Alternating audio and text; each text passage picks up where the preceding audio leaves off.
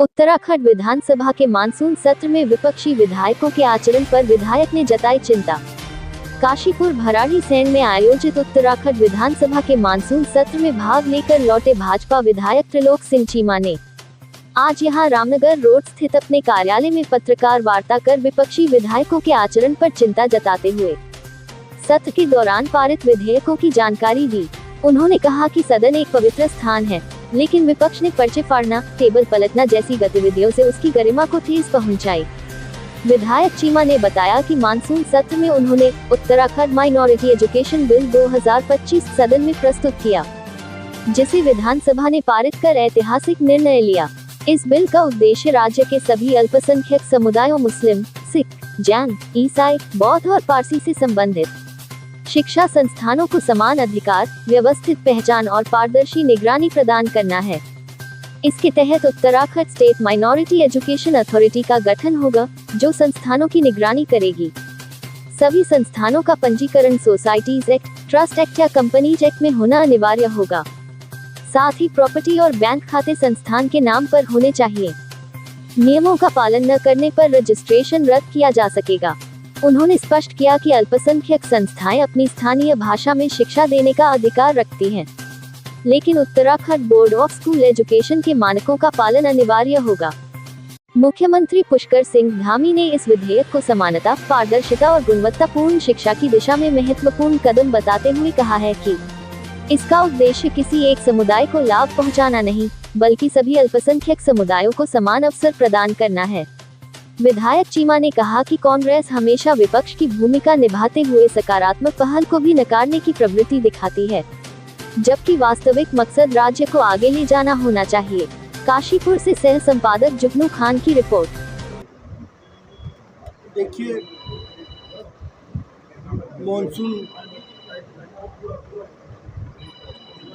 Session से मैं कल ही लौटा हूँ। आप सभी लोग मीडिया के साथ जुड़े हुए हैं। आपने हाउस में क्या हुआ, क्या एक्टिविटीज़ हुई, हाउस चलने नहीं दिया गया, सदन को बार बार रोकना पड़ा। और हम लोग जो भारतीय जनता पार्टी के विधायक हैं, हम एक डिसिप्लिन फॉलो करते हैं। हमारे सिस्टम में एक लाइन है कि एक लाइन को आप क्रॉस नहीं कर सकते। अगर कोई भी विधायक भारतीय जनता पार्टी का अगर वो लाइन को क्रॉस करने की कोशिश करता है, तो एक तरफ से संदेश आ जाता है कि नहीं, अपने लिमिट में रहना है, लाइन क्रॉस नहीं करना। कांग्रेस में ये सिस्टम नहीं है। वो लोगों ने जिस तरह से फर्नीचर तोड़ा, जिस तरह से किताबें टेबल के ऊपर है कि कागज़ फाड़े, जिस तरह का डिसरिस्पेक्ट सदन का किया है, वो बहुत ही दुखदाई है।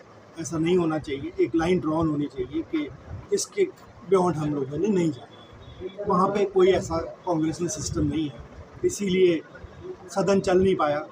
हर विधायक अपने अपने क्षेत्र की जो कठिनाइयाँ थी, जो ज़रूरतें थी, वो लेके गया था। ये सोच के साथ गया था कि जाएंगे, कुछ ना कुछ हल निकाल के आएंगे, कुछ ना कुछ हल निकलेंगे। लेकिन हम लोग सब एक जैसे एक अपना बिना किसी रिज़ल्ट के हम लोग वापस आए हैं, तो इसलिए मन में थोड़ी सी परेशानी है। सदन सही चलना चाहिए था, काम होने चाहिए थे। एक सदन में करोड़ों करोड़ों रुपए का खर्चा आता है, लोगों का पैसा है, लोगों का फर्नीचर है, लोगों की प्रॉपर्टी है। आप प्रॉपर्टी तोड़ रहे हो, सदन को चलने नहीं दे रहे हो। लोगों का जो इतना पैसा है जो सदन चलाने में लग रहा है, वो ख़राब हो रहा है, कुछ रिजल्ट्स नहीं आ रहे हैं। तो इन चीज़ों को अपोजिशन को सोचना चाहिए। सदन जो है प्रदेश के लिए, उसकी प्रदेश को आगे ले जाने के लिए, उसके निर्णय लेने के लिए है, प्रदेश के सही निर्णय लेने के लिए है। तो ये जो भी हुआ है, बड़ा गलत हुआ है। इस चीज़ को अपोजिशन को चेक करना चाहिए। बाकी ये इलेक्शंस हैं, उनका ये कहना कि कोई एलिगेशंस लगाना, एलिगेशन वो लगाता है जिसमें खुद में कमी होती है। जो आदमी जब वो लोग कहीं जीते हैं तो वो उसका श्रेय खुद लेना चाहते हैं। जहाँ हारे हैं वो दूसरे पे डालना चाहते हैं, तो ये सही नहीं है। जहाँ पे वो जीते हैं तो अगर कुछ मतलब गलत प्रैक्टिसेस होती तो वो वहाँ भी क्यों जीते। तो ये गलत एलिगेशंस पार्टी लगा रही है। ये लोकतंत्र है, लोकतंत्र को हम लोगों ने मजबूत करना है। और हमारी एक भारतीय जनता पार्टी ने एक इंटरनेशनल लेवल की पार्टी है और हमारे कुछ असूल हैं, एक हम लोगों का एक उन सिस्टम्स के साथ हम लोग चलते हैं। और इसीलिए जो कुछ हुआ सदन में, इस तरह से सदन नहीं चलने दिया गया, वो बहुत गलत। हाँ, देखिए, ये भी मैं आप लोगों की जानकारी में देना चाहता हूँ कि मेरे द्वारा माननीय अध्यक्षा जी को उत्तराखंड अल्पसंख्यक शिक्षा विधेयक 2025, उत्तराखंड माइनॉरिटी एजुकेशन बिल 2025 का प्रस्ताव मैंने विधानसभा में प्रस्तुत किया है, जो पारित हो गया।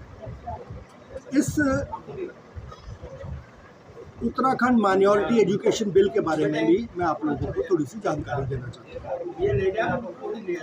इस बिल का उद्देश्य राज्य में सभी एजुकेशनल इंस्टीट्यूशंस जो माइनॉरिटीज़ कम्युनिटीज़ के राज्य में चल रहे थे उनमें इक्वल राइट्स और सिस्टमैटिक रिकग्निशन देने का उद्देश्य है।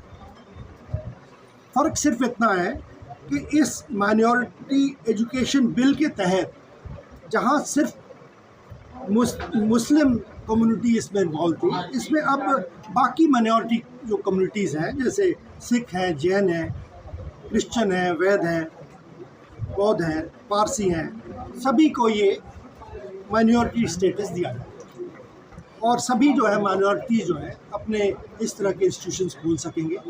और ये एक Uttarakhand state minority education authority USMEA का गठन होगा, जो इन सभी एजुकेशनल इंस्टीट्यूशंस को मॉनिटर करेगी और उसी हिसाब से ये माइनॉरिटीज़ के स्कूल उस सिस्टम के साथ चलेंगे। इसमें थोड़े से रूल्स हैं जो सभी माइनॉरिटी जो इंस्टीट्यूशंस हैं उनको फॉलो करने हैं। कि इसमें जो है सभी संस्थानों को societies act, trust act, companies act में रजिस्टर होना जरूरी है। इन इंस्टीट्यूशंस की जो प्रॉपर्टी और बैंक अकाउंट है इन संस्थानों के नाम पर ही होना जरूरी है। किसी प्रकार की अगर कोई इरेगुलरिटीज़ होती हैं, कोई इसको फॉलो नहीं करता है, तो उसका रजिस्ट्रेशन रद्द किया जा सकता है। जितने भी माइनॉरिटीज़ इंस्टीट्यूशंस हैं उसमें वो अपनी क्षेत्रीय भाषा में भी पढ़ा सकते हैं। अगर कोई सिख इंस्टीट्यूशन है तो वो अपनी गुरमुखी में भी पढ़ा सकता है, वो ऑप्शन ओपन है। साथ ही Uttarakhand board of school education UBSC द्वारा जो एजुकेशन के स्टैंडर्ड्स हैं उनको फॉलो करना अनिवार्य है। तो यह हमारे आदरणीय मुख्यमंत्री पुष्कर सिंह धामी जी ने कहा है कि ये विधेयक समानता, पारदर्शिता और गुणवत्तापूर्ण होगा और ये एक सुनिश्चित करने के लिए एक दिशा में एक महत्वपूर्ण कदम है। इससे सभी माइनॉरिटीज़ को समान अवसर मिलेगा तथा राज्य में शिक्षा व्यवस्था और मजबूत बनेगी।